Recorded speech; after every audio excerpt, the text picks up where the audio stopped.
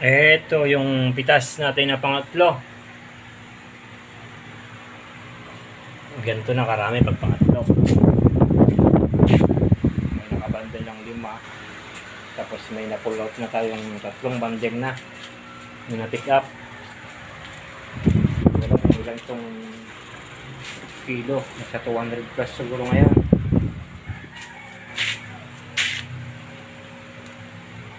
May kasi F1 yung variety.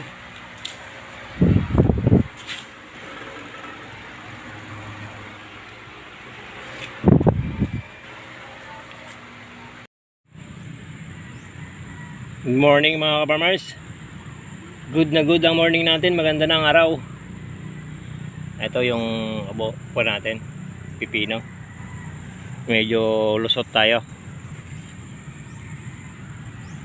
Third harvest ni pipino. Ang napitas natin dito lahat ay nasa 180 kilo pa lang, ano? Yung first saka yung una. 40 nung una, 140 nung second harvest. Expected mas marami ngayon kasi third harvest na. Ang pinakamalakas na pitasan dito sa pipino ay 4, 5, 6, 7 hanggang 8 kung makakalusot tayo sa sunod na bagyo. Ay, nakakaya na, oh. Yung ating pipitasan. Nagkakape muna tayo bago tayo mamitas. Black coffee, paborito ng mga farmers.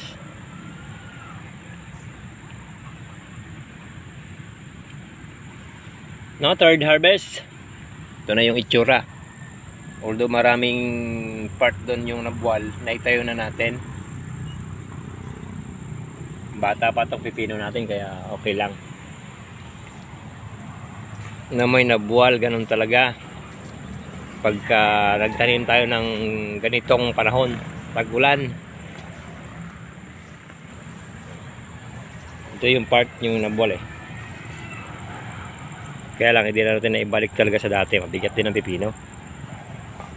Tukod-tukod na lang. Saka dito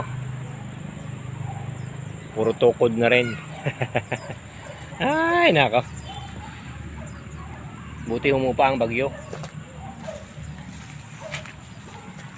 Ganyan yung itsura ni cucumber natin. Ang gaganda ng bunga. Yung mga nagtatanong farmers natin kung ilan daw piraso yung 1 kilo. Kasi doon sa area nila 6-7 na piraso ang 1 kilo. Yung class A, ibig sabihin ganito kapayat. Siguro mga 6 na ganito, 1 kilo. Luwin-lug yata ang farmers. Ay nako, no?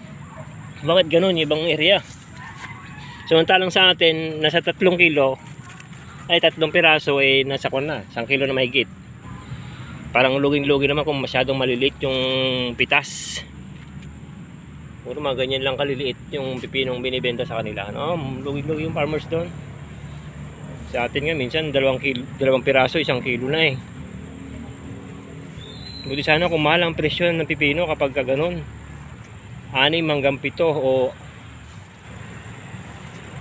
6 hanggang 7 piraso, 1 kilo. Halos ubos na yung bunga mo pag gano'n. Siguro yung ganito kapayat. Ganyan, pero sa atin alanganin pa to, hindi pa natin pwedeng pitasin to. Ang pinipitas natin ay mga ganito kalalaki.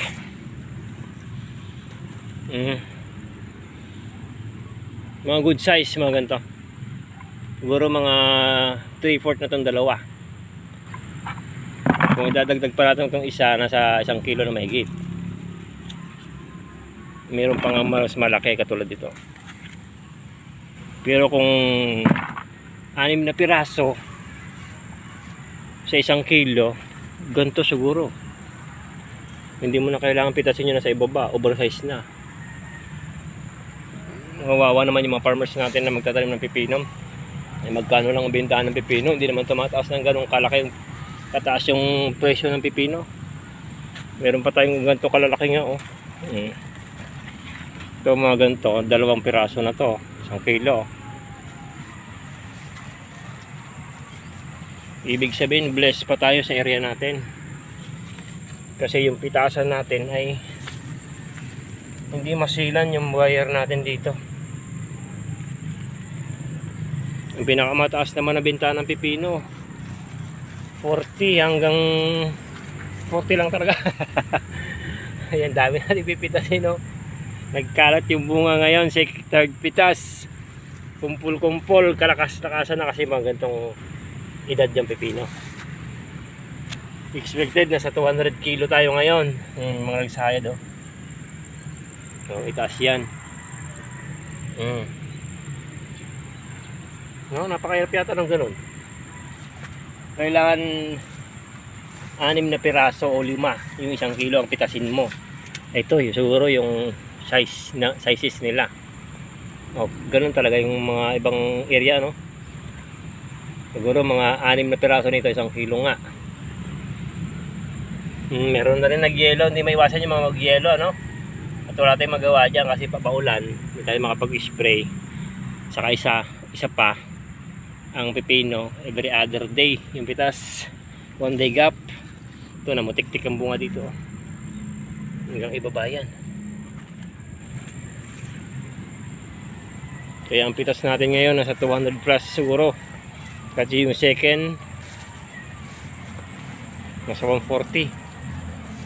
Kung ganyan lahat yung bunga ng pipino, napakaganda, no? Kahit na medyo bababa ang presyuhan, kung sunod-sunod na ganyan, ayos. Sa kabila, makita nyo.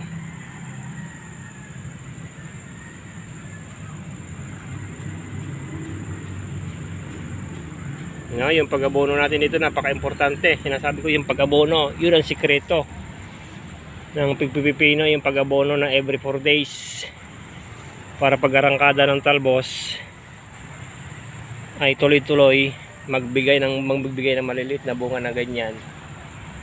Mas matagal ang buhay ni pipino, mas marami kang mapipitas, hindi agad magyelo.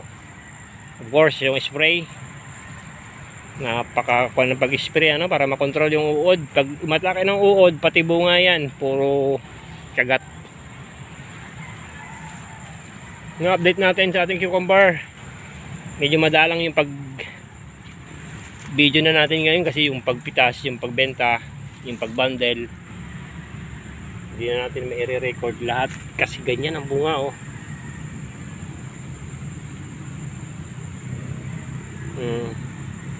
1 meter yung bawat puno, pero halos masakop na niya yung trellis natin. Ganyan talaga ang pipino. Pero kung mas maiksi pa yung pagitan natin, malamang crowded na to at hindi maganda magbunga pag ganun.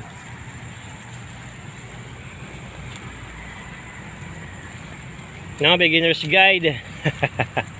Yan lagi nating paalala, ano, yung mga followers nating nagtatanim ng pipino ngayon at saka yung magtatanim pa lang, ano, yung mga na-inspire natin sa ating mga vlog.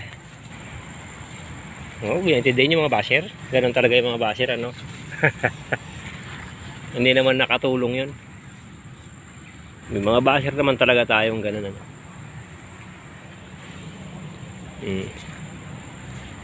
Mga tambay lang yun, hindi naman mga farmers. Tambay sa internet.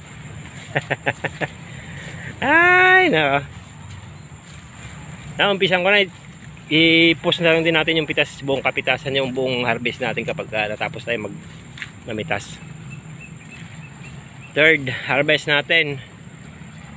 Yung talong natin, ganyan pa rin itsura, oh. Nakaligtas din. Ibig sabihin, pag nawala na tong pipino, may talong tayo.